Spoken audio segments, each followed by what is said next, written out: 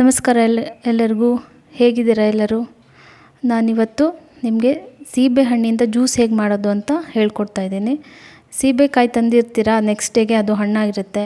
So ತಿನ್ನೋಕ್ಕೆ ಯಾರೂ ಇಷ್ಟಪಡೋದಿಲ್ಲ. ಹಾಗಾಗಿ ಈ ರೀತಿ ಮಾಡ್ಕೊಂಡು ಜ್ಯೂಸ್ ಮಾಡಿಕೊಂಡ್ರೆ ತುಂಬ ರುಚಿಯಾಗಿರುತ್ತೆ. ಇದನ್ನೊಮ್ಮೆ ಟ್ರೈ ಮಾಡಿ.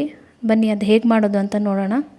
ಮೊದಲಿಗೆ ನಾನು ಸೀಬೆಹಣ್ಣಿನ ಮೇಲ್ಗಡೆ ತೊಟ್ಟಷ್ಟೇ ಕಟ್ ಮಾಡಿ ಅದರ ಒಳಗಡೆ ಎಲ್ಲ ಕ್ಲೀನ್ ಮಾಡ್ಕೊತಾ ಇದ್ದೀನಿ. ಅದನ್ನೆಲ್ಲ ಮಿಕ್ಸಿಗೆ ಹಾಕ್ಕೋಬೇಕು. ನಾನು 2 ಸೀಬೆಹಣ್ಣನ್ನು ತೊಗೊಂಡಿದ್ದೀನಿ. ಇವಾಗ ಇದನ್ನೆಲ್ಲ ಮಿಕ್ಸಿಗೆ ಹಾಕ್ಕೋಬೇಕು. ಮಿಕ್ಸಿಗೆ ಹಾಕೋ ಮುಂಚೆ ಅದಕ್ಕೆ ಒಂದು 3 ಸ್ಪೂನು ಸಕ್ಕರೆ, ನೆಕ್ಸ್ಟು ಖಾರದ ಪುಡಿ ಸ್ವಲ್ಪ ಜಾಸ್ತಿ ಹಾಕ್ಕೊಂಡ್ರೆ ಖಾರ ಆಗಿಬಿಡುತ್ತೆ, ಕುಡಿಯೋದಕ್ಕೆ ಕಷ್ಟ. ಆಮೇಲೆ ಸ್ವಲ್ಪ ಉಪ್ಪು. ಇವಾಗ ಇದಕ್ಕೆ ಸ್ವಲ್ಪ ನೀರು ಹಾಕ್ಕೋತಾ ಇದ್ದೀನಿ. ಕೋಲ್ಡ್ ವಾಟರ್ ಆದರೂ ಹಾಕ್ಕೊಳ್ಳಿ, ನಾರ್ಮಲ್ ವಾಟರ್ ಆದರೂ ಹಾಕ್ಕೊಳ್ಳಿ. ಮಿಕ್ಸಿ ಮಾಡ್ಕೋತಾ ಇದ್ದೀನಿ. ನೆಕ್ಸ್ಟು ಒಂದು ಬೌಲ್ಗೆ ಸ್ವಲ್ಪ ಖಾರದ ಪುಡಿ, ಸ್ವಲ್ಪ ಉಪ್ಪು ಮಿಕ್ಸ್ ಮಾಡ್ಕೋತಾ ಇದ್ದೀನಿ. ಮಿಕ್ಸ್ ಮಾಡಿಕೊಂಡು ಸೀಬೆಹಣ್ಣು ಇರುತ್ತಲ್ಲ ಅದಕ್ಕೆ ಸೈಡ್ಸ್ ಎಲ್ಲ ಹಚ್ಕೋಬೇಕು.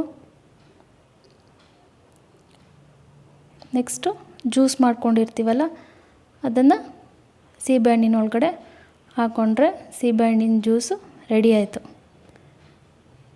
ಈ ರೆಸಿಪಿ ಇಷ್ಟ ಆದರೆ ಲೈಕ್ ಮಾಡಿ, ಶೇರ್ ಮಾಡಿ, ಕಾಮೆಂಟ್ ಮಾಡಿ.